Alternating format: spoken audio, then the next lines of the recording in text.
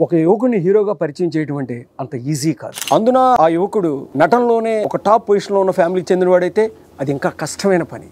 అటువంటిది ఒక mega family నుంచి ఒక యువకుడిని పరిచయం చేయాలంటే ఎంత ఎక్స్పెక్టేషన్స్ ఉంటాయి, ఫ్యాన్స్ నుంచి ఎంత ఒత్తిళ్లు ఉంటాయి, ఏ స్థాయిలో ఒక యువకుడిని మన ఫ్యామిలీ నుంచి హీరోగా పరిచయం చేయాలో వాళ్ళకి ఎన్ని ఆలోచనలు ఉంటాయి. అన్ని ఆలోచనల మధ్య, అన్ని సంఘర్షణల మధ్య, అంత కష్టాల మధ్య ఒక యువకుడు ఆ ఫ్యామిలీ నుంచి హీరోగా మన ముందుకు వచ్చాడు.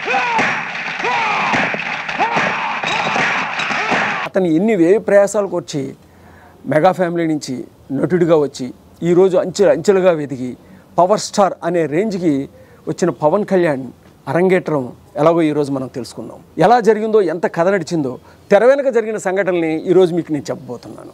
చిరంజీవి గారి తర్వాత ఆ ఫ్యామిలీ నుంచి నాగబాబు గారు అప్పుడప్పుడు కొన్ని సినిమాల్లో హీరోగాను, క్యారెక్టర్ ఆర్టిస్ట్ గాను, చిరంజీవి గారి సినిమాల్లో గెస్ట్ అపీరెన్స్ గాను కనబడటం తెలుగు ప్రేక్షకులందరికీ తెలుసు. తర్వాత ఒక ప్రాపర్ వేలో ఒక యువకుడిని తన తరపున మళ్ళీ సినిమా ఇండస్ట్రీకి పరిచయం చేయాలని చిరంజీవి గారు డిసైడ్ అయ్యారు. ఆ యువకుడే కళ్యాణ్ బాబు.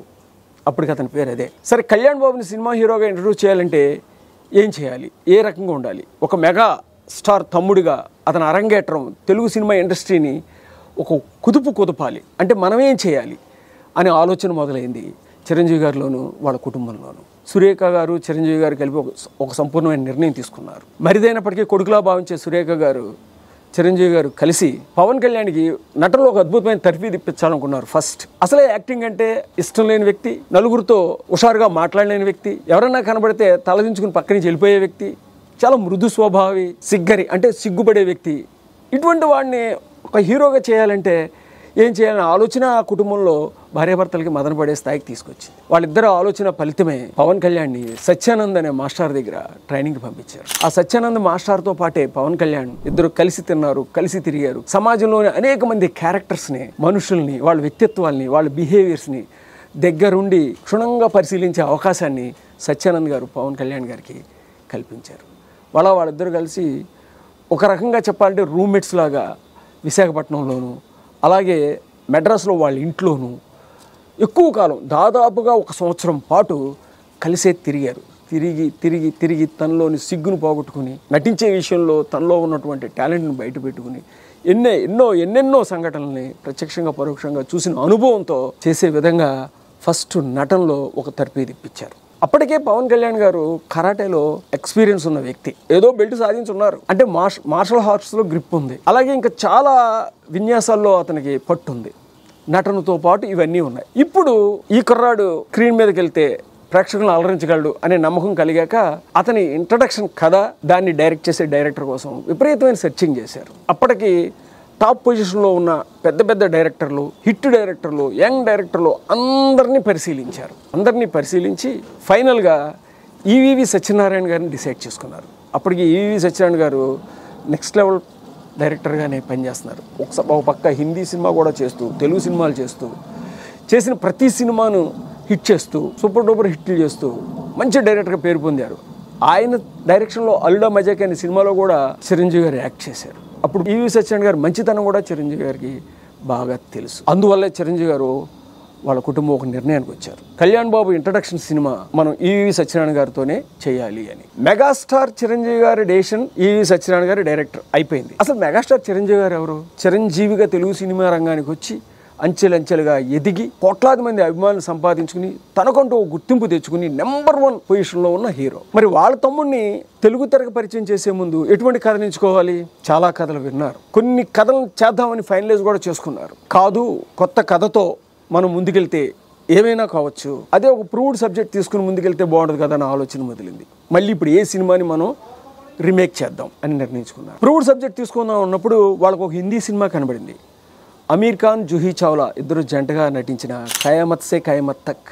ఎస్, ఇది కరెక్ట్ అనుకుని ఆ సబ్జెక్ట్ని కొన్నారు. సరే, అదంతా సినిమా ఇది నిర్ణయించుకున్న తర్వాత ఇక షూటింగ్కి వెళ్ళే ముందు అసలు ఎవరి పవన్ కళ్యాణ్ ఏంటి అనేది ప్రపంచానికి చెప్పాలనుకున్నాడు చిరంజీవి గారు. దానికోసం పవన్ కళ్యాణ్ గారికి తనకు వచ్చిన విద్యలేంటో తెలుగు ఫిల్మ్ ఇండస్ట్రీ అందరికీ చూపించాలని ఒక పెద్ద ఆడిటోరియంలో బహిరంగ ప్రదర్శన చేయించారు. ఆ ప్రదర్శనకి తెలుగులో ఉన్న దిగ్దర్శకులు మహానటులు, అనేక మంది తెలుగు సినీ టెక్నీషియన్స్ కూడా పాల్గొన్నారు. అటువంటి ఒక పబ్లిక్ డయాస్ మీద పవన్ కళ్యాణ్ గారి చేత పొట్ట మీద రాళ్లు బద్దలు కొట్టించుకోవటం, మిగిలిన కరాటే విన్యాసాలు, అతనికి ఏమొచ్చో యాజ్ ఏ యాక్టర్గా, యాక్షన్ హీరోగా అతను ఎలా ప్రూవ్ అవ్వగలడో చూపించే అనేకమైన సన్నివేశాలని డైరెక్ట్గా చాలామంది ప్రేక్షకుల ముందు ఒక డయాస్ మీదే చేయించారు.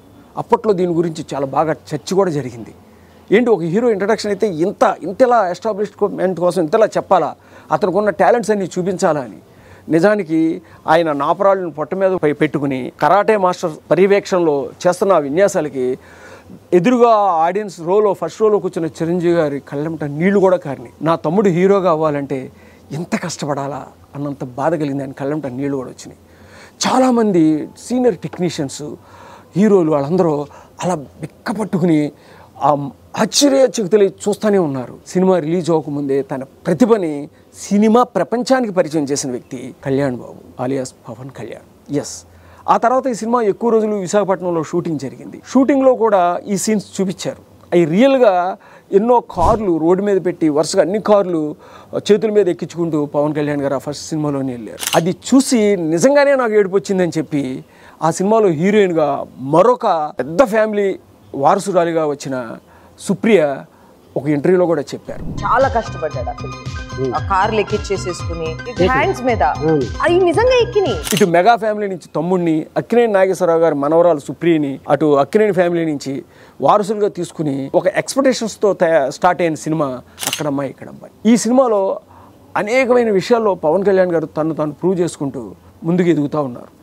సినిమా పూర్తయింది. సినిమా జరుగుతున్న సమయంలోనే పబ్లిసిటీ కూడా డిఫరెంట్గా చేయాలనుకున్నారు. ఇప్పటి వరకు ఇండస్ట్రీలో ఉన్న టెక్నీషియన్స్కి, విఐపీలకి మాత్రమే అతను ప్రతిభ ఏంటో చూపించాం కదా. ప్రజలకి ఇది వెళ్ళబోయే ముందు ప్రజల్లో హోప్ క్రియేట్ చేయాలనే ఉద్దేశంతో ఫస్ట్ టైం పోస్టర్ హైదరాబాద్లోను, తర్వాత స్టేట్లో అనేక ప్లేస్లోనూ పవన్ కళ్యాణ్ గారు పోస్టర్ వేసి ఈ అబ్బాయి ఎవరో మీకు తెలుసా అని ఒక క్వశ్చన్ మార్క్తో పోస్టర్ రిలీజ్ చేశారు.